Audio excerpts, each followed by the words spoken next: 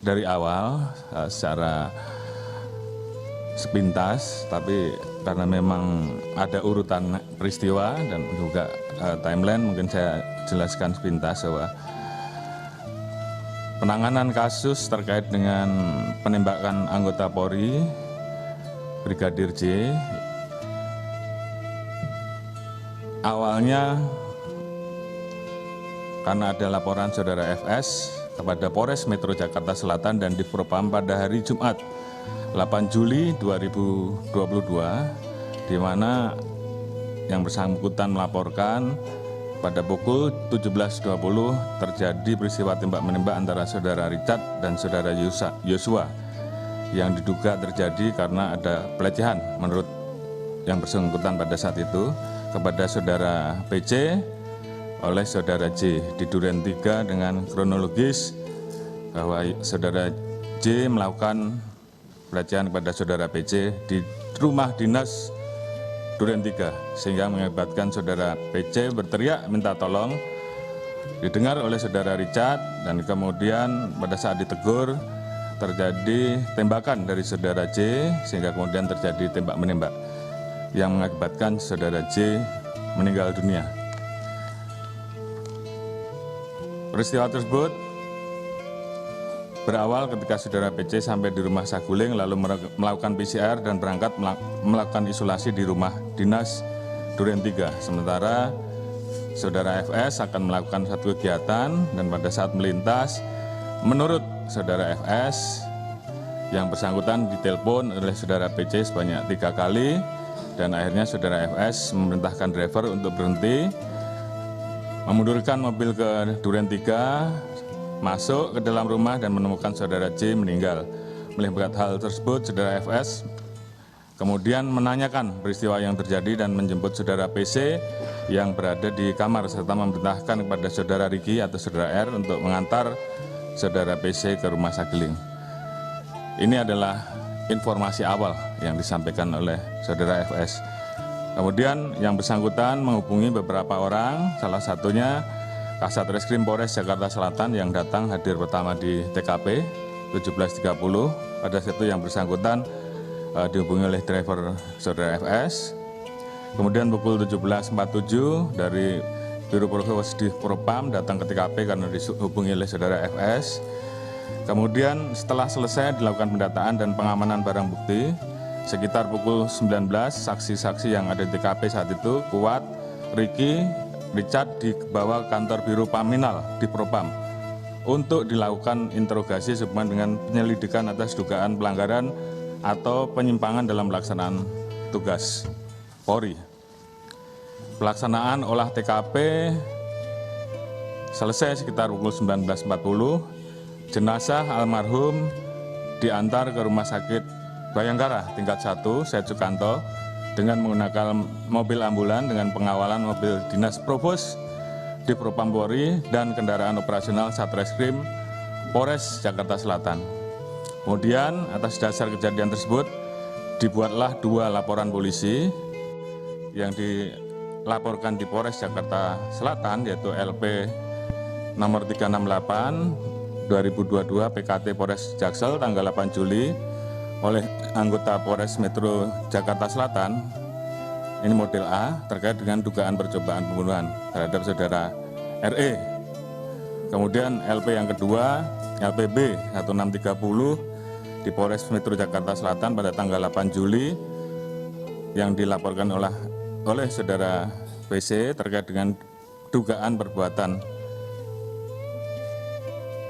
pelecehan dan ancaman kekerasan di Duren 3. Selanjutnya sekitar pukul 20.20 jenazah sampai di Rumah Sakit Bayangkara.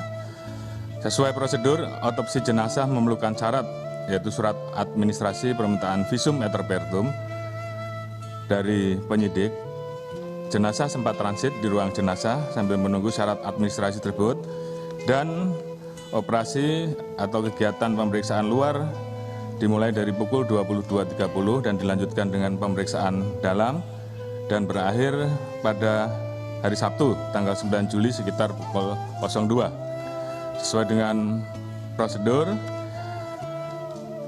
untuk kegiatan otopsi hanya boleh didampingi oleh penyidik dan atau asisten dokter forensik, sehingga saat itu Saudara Reza selaku adik dari almarhum Brigadir J menunggu pelaksanaan sampai dengan otopsi selesai di luar. Kemudian pada saat jenazah dimasukkan dalam peti, Saudara Reza baru melihat jenazah dari Brigadir J. Kemudian pada tanggal 9 Juli pagi rencana jenazah akan dibawa ke Jambi.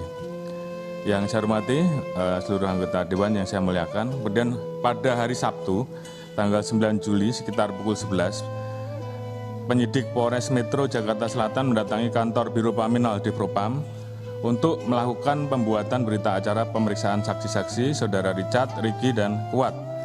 Namun penyidik mendapatkan intervensi dari personil Biro Paminal di Propam Polri. Penyidik hanya diizinkan untuk mengubah format berita acara interogasi yang dilakukan oleh Biro Paminal di Propam menjadi berita acara pemeriksaan. Kemudian sekitar pukul 13, penyidik bersama saksi diarahkan oleh personel di Propam untuk melakukan rekonstruksi kejadian di TKP. Setelah selesai pelaksanaan rekonstruksi, para saksi menuju rumah Saudara FS di Saguling.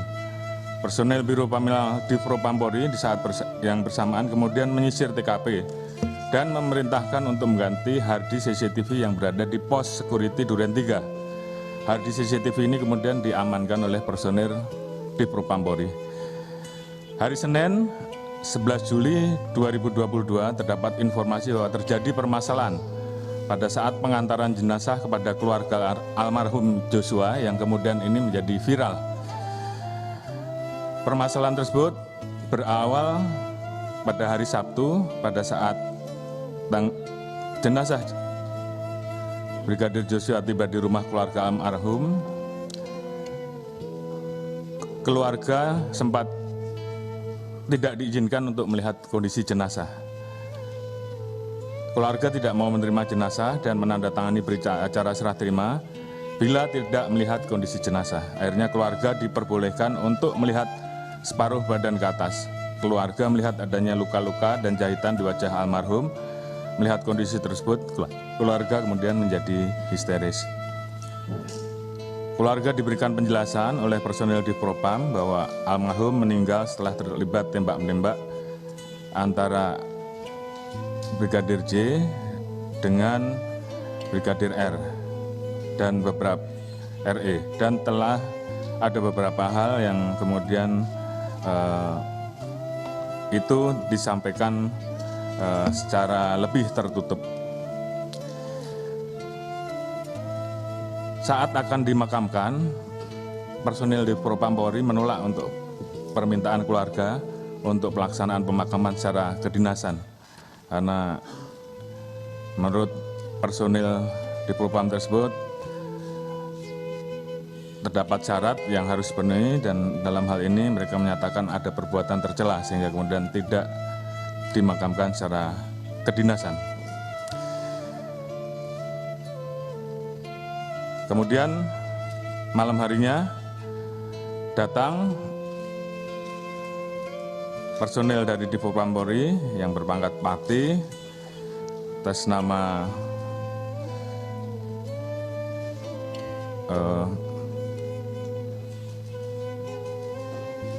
Brigjen Pol Hendra atau Karopaminal yang menjelaskan dan meminta pada saat itu untuk tidak direkam dengan alasan terkait dengan masalah aib. Keluarga mendapatkan penjelasan lebih detail sehingga jumlah tembakan dan posisi tembak menembak serta luka-luka yang ada di tubuh jenazah. Terkait dengan penjelasan tersebut, keluarga tidak percaya dengan penjelasan yang telah diberikan oleh personil di Propam Polri tersebut. Beberapa hal kemudian ditanyakan, antara lain masalah CCTV yang ada di tempat kejadian, kemudian hal-hal yang dirasa janggal, kemudian terkait dengan barang-barang korban termasuk HP, dan kejanggalan-kejanggalan ini kemudian viral di media dan mendapatkan perhatian publik. 11 Juli Karopenmas melakukan konferensi pers terkait dengan peristiwa meninggalnya almarhum Joshua. Saat itu Karopenmas terkesan kurang menguasai materi karena mendapatkan bahan informasi yang tidak utuh dan telah direkayasa oleh personil di Propampori. Hal ini mengakibatkan publik semakin bertanya-tanya dan muncul banyak pemberitaan mengenai kejanggalan terhadap almarhum Joshua.